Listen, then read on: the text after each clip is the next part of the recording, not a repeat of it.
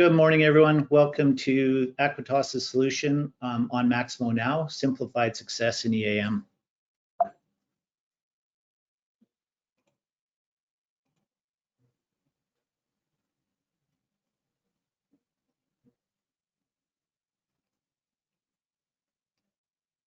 Just before I get going, I do see attendees still on hold, start broadcast. It doesn't look like the broadcast has been started, maybe? Nope, they should be able to hear you. Okay, perfect. I don't know why that's showing up then. All good. Okay, perfect. Yeah, good. I'll just get that out of the way and we'll move on. Okay, I'm going to introduce, my name's Darren Kwasinski with Aquitas Solution. I'm actually going to switch things around here. I'm actually going to introduce Ken and Ken will introduce me. So Ken is our Director of Utility Solutions. He's an accomplished EAM management, supply chain management professional with over 20 years of experience in multiple asset-driven industries, including utilities, government and defense. Ken has had a great influence on the MaximoNOW solution and what it is today. Most importantly, he's a wealth of knowledge and experience and a real pleasure to work with every day. Thank you, Don. So as you can see, Don is our Client Solutions Manager. Don has close to 30 years in industry and 23 directly with Maximo. He brings a wealth of experience to our team in Maximo, and along with that, he has deep practical knowledge and a focus in both the oil and gas, HSE, and transportation industry solutions. He's a joy to work with, absolutely. Thank you, Ken. So a bit of an agenda, what we're going to talk about now. We're going to go over what is MaximoNOW, give you some context on the premise and what it really is. We'll talk to some of the benefits that we see customers achieving when they use the solution. We'll do a quick demo just to give you some perspective on what it is, and then we'll open it up to a Q&A at the end. A little bit about us, I'm not going to spend too much time, but Aquitas Solution was founded in 2006 and it's based out of Atlanta, Georgia. You can see that we have very experienced consultants, an average of 14 years plus. We are veteran owned, we are women in reliability and asset management advocates, and we've been a gold level IBM business partner throughout our time as Aquitas Solutions. So what is MaximoNOW? The reason that we all got on this call, we're really trying to understand that. And before we can understand what MaximoNOW is now, we have to kind of put some context on what it used to be. So there was a solution offering by Aquitas, and you can tell by the marketing material that it's somewhat dated because this happened many, many years ago. So icons like this were popular in the early 90s, and that was our marketing. But based on that, it was a solution that we did offer. IBM had actually proposed a light version of Maximo. They realized that there were smaller clients out there. Maybe they didn't have as much experience. Maybe their needs weren't as deep as some of the capabilities of Maximo. And maybe they didn't always have all the answers to the questions that you typically ask when you're implementing a solution. They were looking more turnkey. And so what Aquitas Solution did is they built more of this turnkey solution, and back in the day they called it MaximoNOW, and it was really driven around ease of use, some simplified workflows and some saved queries. The premise of driving customers towards using failure reporting in the solution, something many customers weren't using, and it was really marketed towards a small budget conscious customer. So what is MaximoNOW now? MaximoNOW is a refresh of that past initiative, where we have now created a service accelerator that can be easily positioned, sold, and installed, resulting in our customers getting up and running at an accelerated pace. So what do customers receive when they get MaximoNOW? How is it different than just a typical Maximo implementation? Is it all just marketing and terminology, or is there actually something behind it? So we'll kind of spell out some of the things that the customer receives. One of the important parts is they receive 12 simplified applications. In Maximo, with many of the unnecessary or mature, and that might be a strong word, but there are often fields that we know that exist in the work order screen and the asset screen that a lot of customers just aren't ready for. It's not a concept that they quite understand. Maybe once they use Maximo a little bit, those can be reinitiated and customers can start leveraging them. But those have been conditionally hidden. And really what it's doing is it's, the other option is consultants spending time and effort to perform these repetitive tasks. They free up their time to provide more value-added activity to the client. These are just things that happen in every single implementation. Our consultants say, I'm hiding this screen, I'm removing these fields, I don't show this tab, because every customer asks for them to be removed. So based on experience, we went ahead and did that. The MaximoNOW solution also includes 7 start centers and user roles that are predefined. And that might sound kind of simple in that definition, but there's way more to it. The entire concept of how the solution flows, the interaction, is all based on these start centers and these user roles.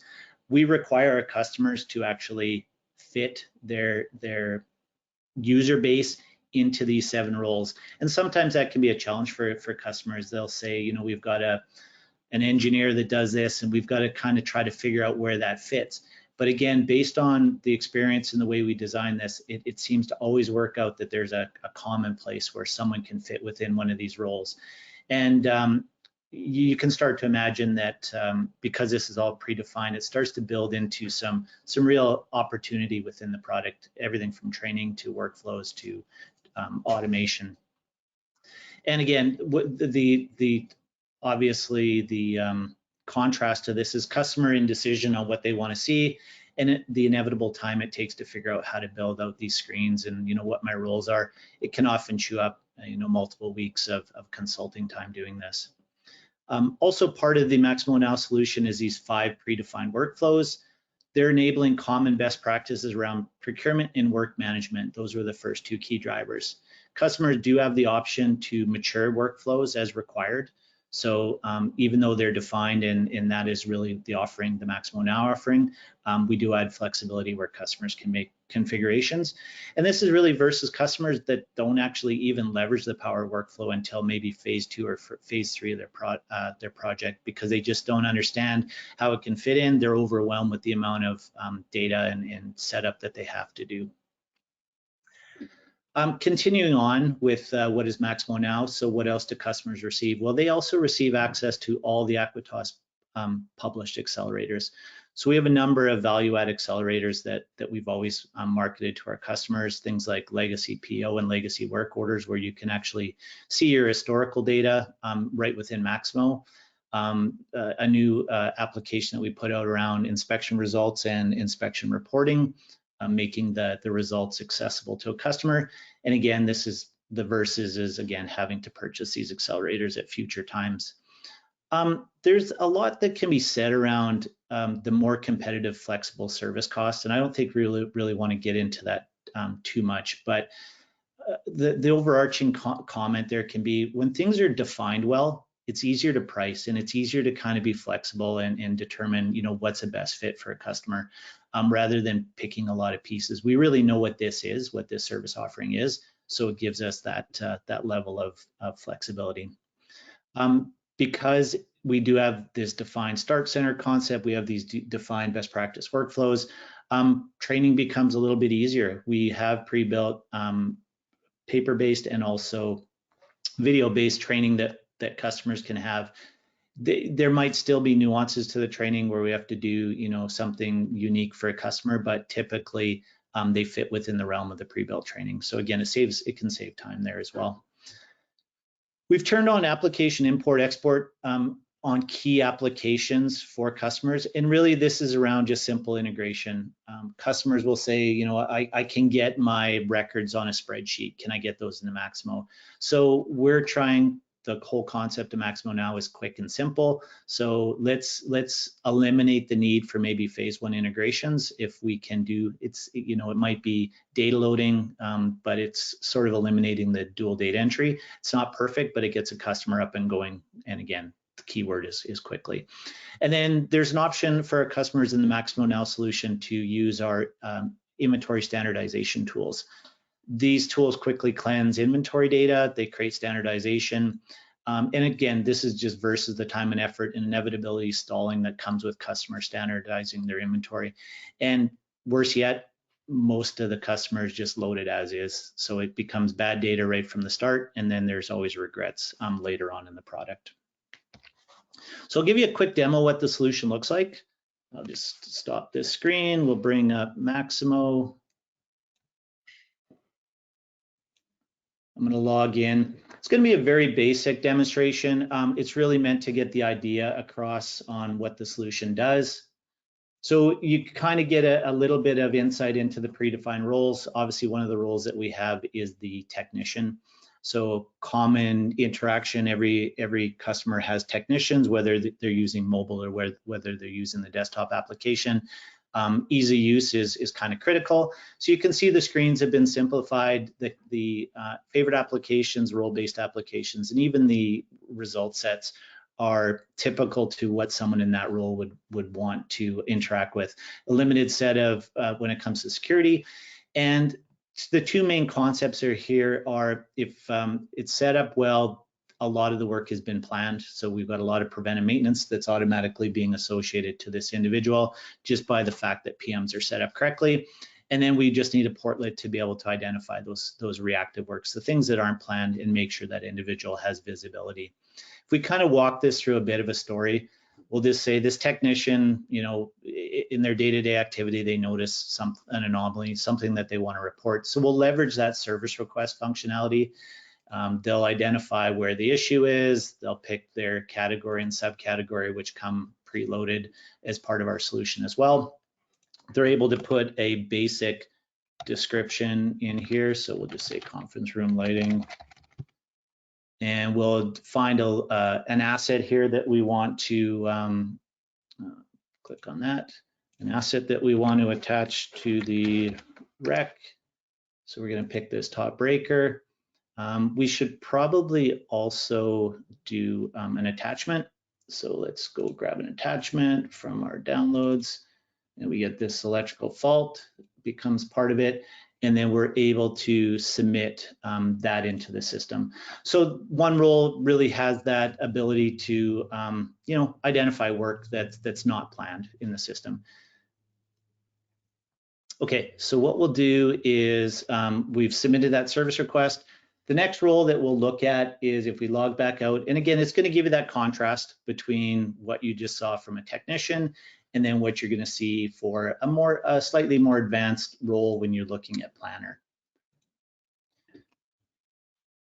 So the planner logs into Maximo. They see that there is a new service request in there. So again, if you just kind of hover over the screen, you can kind of see some of the things that we try to do. Service requests should all come into the main portlet. We treat this planner role as kind of a dual role start center. Could we have created two start centers and kind of added more complexity? We could have, but again, it was all about easy use. So our customers are kind of constrained in some ways. They have to figure out how to fit their individuals into these roles. So you'll see as I play this workflow, it almost acts as a tier one kind of. I get the ticket coming in, I make sure it's okay. There's some of the main accounting setup, and I process it through, and then it'll actually evolve to where it's more of a more sophisticated planning, where I'm assigning labor, I'm looking at my parts and material, I'm making sure that I have availability on you know, calendar time. So it's kind of a dual role portlet, and again, customers they understand the concept, they figure out the people that best fit into those roles. So if I bring up this service request, this individual looks at the service request, just make sure that everything's kind of makes sense, there's enough detail on here. And then this is a really big premise of the MaximoNOW solution. It's all about pushing and training our people to route workflow. They don't have to know about the navigation, they don't have to know about change status. They just push route workflow, and Maximo gives them all the dialogue they need. Now, you've probably seen a similar dialogue to this out of the box Maximo, but you will see how this evolves through its life cycle. So we're going to create a work order here. Maximo generates a work order. We get work order 1516. And this individual now just puts some base information. This is going to be corrective maintenance because it was unplanned, and they'll do the accounting. that's really all that they have the capability to do in their role. They don't know about job plans. They don't know about inspection forms. They wouldn't get into the planning and scheduling side of it. Another thing to kind of notice in the background is the limited tabs, and you also notice the real estate.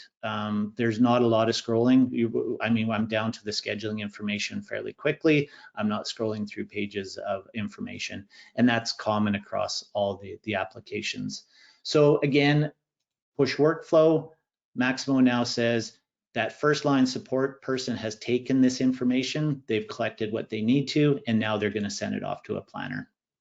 So if we go back to our kind of main dashboard now, again, because this is a shared dashboard, that first line support person no longer sees their SR. It's been escalated, but the more detailed planner actually does see that there is waiting planning work orders for their default site. So this work order 1516 is there, and it's expecting this individual to do a little bit more planning than just assigning the work type and the GL information. So this individual is going to go in and let's say one thing that they should probably do is select the owner. So we're going to assign this back to that technician. Again, it's nice when we see those roles. The roles all make sense. It makes it easier for the person doing the assignment. Could we add job plans? 100%. Could we do the inspection forms? I mean, all the typical capabilities that a planner would have. Those are, all common. But we'll just go in here and we'll say we need an electrician.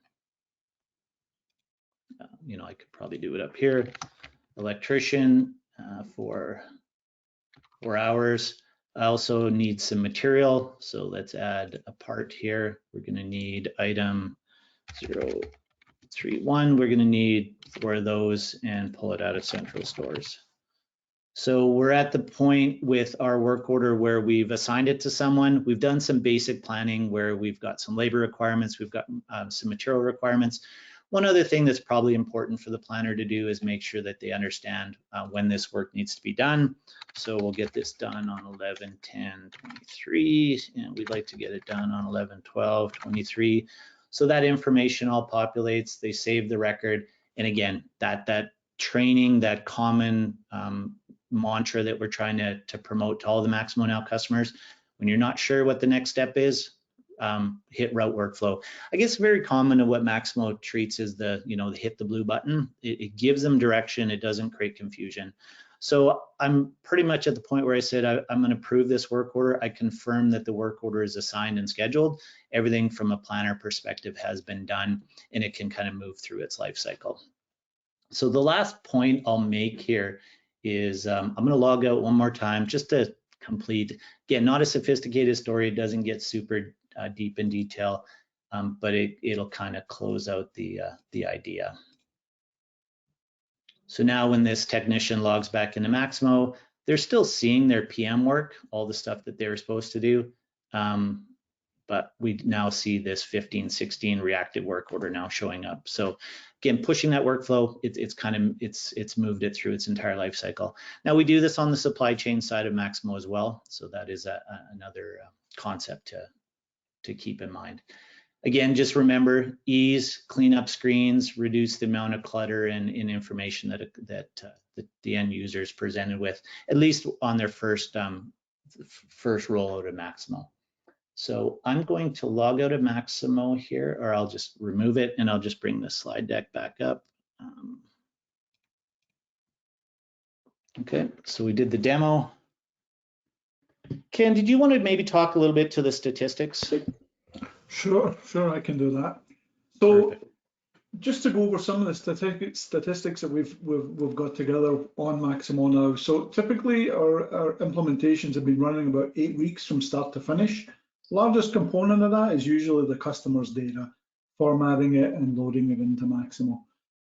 Typically, we've been using Project as our hosting partner, and we do rely on them for that support. Typically, we're only doing 2 environments, a production and a test. Again, this is trying to keep costs down for our customers, but of course, Project can provide that third, the non-production environment if it's needed. We've produced this accelerated process to have the system up and available, typically ready to load data in a couple of days. It's pretty quick to get the users in the system, getting familiar with how it navigates, and then of course we help the clients understand what's required from a data perspective before we're loading. During that sales cycle, we're explaining to them, these are the profiles you're going to have, these are the processes that we're going to make you conform to. Will your business follow? We believe that 80% of our clients could fit within these processes. There's always a little bit of tweaking, and that's usually part of that first week of the implementation. But education is key. Keeping the customer informed is what we try to do. And of course, there's always flexibility. If there are some nuances that something won't fit with them, then we always try to accommodate that. And we're always there to help them throughout their journey. Because once they're in Maximo, they still have full access to all the breadth and depth that Maximo provides. We're not restricting their Maximo licenses in any way, but we do accelerate the implementation with the MaximoNOW solution. I think that covers that.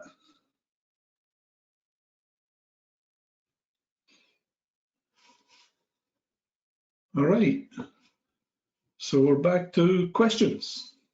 Does anybody have any questions they want to put into the question tab, and we can absolutely take those at this time. Sure. Thanks, Ken. I was talking on mute, so I appreciate you taking control there. Okay.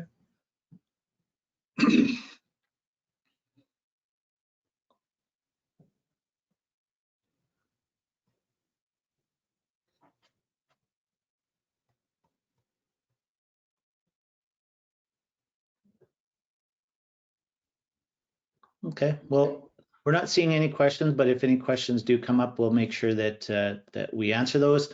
You'll notice on this slide, it does have Ken's contact and it does have my contact. So if you're curious or interested in learning a little bit more about the MaximoNOW solution, please feel free to reach out. Perfect. We appreciate your time, Darren and Ken. We'll see everybody in the next session. Thanks, All everyone. right. Thank you.